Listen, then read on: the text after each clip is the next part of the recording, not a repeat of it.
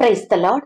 మన ప్రభువును ప్రియరక్షకుడైన యేసుక్రీస్తు వారి శక్తిగల నామంలో మీ అందరికీ నా హృదయపూర్వక వందనాలు. ఈ రోజు దేవుడు మనందరికీ అనుగ్రహిస్తున్న శ్రేష్టమైన వాగ్దానము. నీ భారము యెహోవా మీద మోపుము, ఆయనే నిన్ను ఆదుకొనును. నీతిమంతులను ఆయన ఎన్నడూనూ కదలనియ్యడు. కీర్తనల గ్రంథం 55వ అధ్యాయం 22వ వచనం. ప్రియులారా, ఈ శ్రేష్టమైన చక్కని వాగ్దానం మన పరలోకపు తండ్రి తన బిడ్డలమైన మనందరి ఎడల నెరవేర్చి మనల్ని బహుగా ఆశీర్వదించును కాక. ఆమేన్. ప్రియ సహోదరి సహోదరుడా, దేవుడు ఈ దినమున పాప క్షమాపణ పొంది నీతిమంతులుగా జీవించే వారి గురించి మాట్లాడుచున్నాడు. ఎవరైతే దేవుని యందు భయభక్తులు కలిగి జీవిస్తారో, యథార్థంగా నడుచుకుంటారో, ప్రార్థనా పరులుగా బ్రతుకుతారో, దేవునిని ఆశ్రయిస్తూ ఆయన చిత్తాన్ని నెరవేర్చుతారో వారి గురించి దేవుడు చెబుతున్నాడు.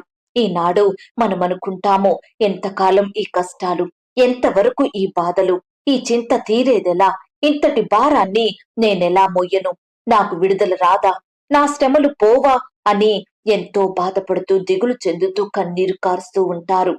ప్రియ సహోదరి సహోదరుడా, దేవునికి ఇష్టురాలిగా జీవించే నీ జీవితంలో ఎక్కువ కాలం శ్రమలుండవండి.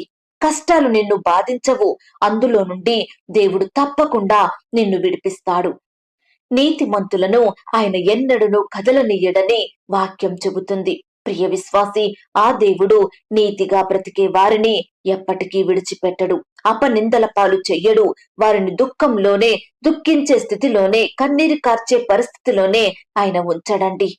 ఒకానొక దినాన గొప్ప జనాంగంగా దీవించుతాడు. ఆయన సహాయాన్ని తన బిడ్డలకు అందిస్తాడు.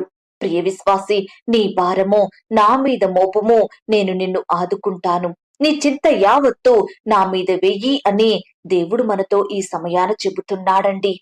ఈనాడు మనం దేవుని ఎంతగా నమ్మినప్పటికీ సంపూర్ణముగా ఆయన మీద ఆధారపడలేకపోతున్నాము. మన భారాలను మనమే భరిస్తున్నాము. మన శ్రమలను, మన కష్టాలను మనమే మోస్తున్నాము. వాక్యం గుర్తుకు రాదు, దేవుని మాటలు చెవిన పెట్టము. కాబట్టే ఆత్మీయ భౌతిక జీవితంలో కదల్చబడే వారిమిగా ఉంటున్నాము. మనలో స్థిరత్వం లేదు. ఎప్పుడు అక్కరలు, కొరతలు, కష్టాలు, బాధల మధ్య మనం నలిగిపోతున్నామండి. ప్రియ సహోదరి సహోదరుడా, ఆనాడు దావీదు గారు ఎంతో ఏడ్చాడు. కారణం, శత్రువులు తన భార్యను, కుమారులను, కుమార్తెలను, తన జనులను చెరపట్టుకొని పోయారు. వారంతా కష్టంలో ఉన్నారండి. దావీదు మిక్కిలి దుఃఖపడ్డాడు. అయితే దుఃఖంలోని తను ఉండిపోలేదు. ఏడుస్తూనే